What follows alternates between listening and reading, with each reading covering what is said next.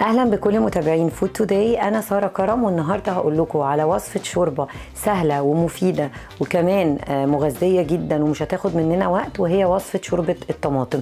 تعالوا بينا نشوف الطريقه. المقادير بتاعت شوربه الطماطم هي 4 طماطميات كبار متقطعين، بصلايه، جزرايه صغيره مبشوره، مكعبين من الزبده، هنحط طبعا ملح وفلفل وبابريكا ده على حسب الرغبه، مكعب من المرقه، وربع كوبايه زيت ومعلقه من الدقيق على نار متوسطه. اول حاجه بحط الزبده بتاعتي المكعبين، بحط زيت، البصله المتقطعه بتاعتي، بقلب شويه البصله، وبعدين هنزل بالطماطم، بقلب برده شويه، بحط الجزر المبشور. انا ببشر الجزر عشان بيبقى اسهل لما اجي اضربه بعد كده. برده بقلب كله على بعضه. بعد كده بحط المكعب بتاع المرقه، برده بقلب كل حاجه مع بعضها. انا بحب احط معلقه دقيق، معلقه واحده بس، بتدي كده زي تقل ليها. في ناس بتحط كريمه وفي ناس بتحط بطاطسايه، بس انا بحس الدقيق احلى.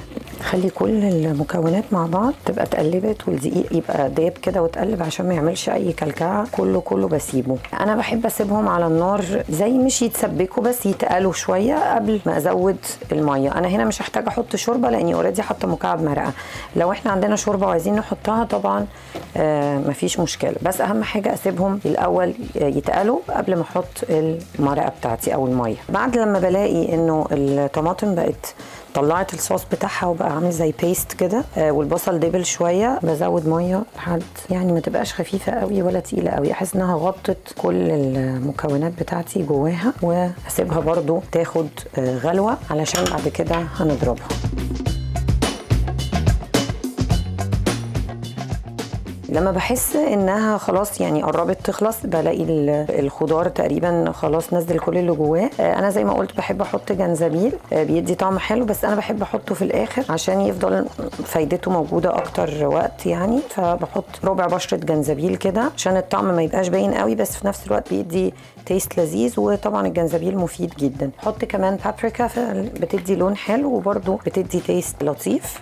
هسيب الملح والفلفل للاخر خالص عشان ده حسب الذوق. هزود كمان بابريكا بتديها غير التيست اللذيذ، بتدي كمان طعم حلو جدا ولون حلو، برضو بزودها. وبسيب الملح والفلفل في الاخر خالص للذوق، لان زي ما قلنا الطماطم اوريدي فيها حد، بلس ان احنا اصلا حاطين مكعب مرقه، فبستنى ده حسب الذوق في الاخر علشان ما تملحهاش زياده عن اللزوم. كمان الجنزبيل اللي احنا حاطينه اوريدي برضو ليه طعم، فممكن نسيبها بطعمها لو الناس ما بتحبش الملح الكتير.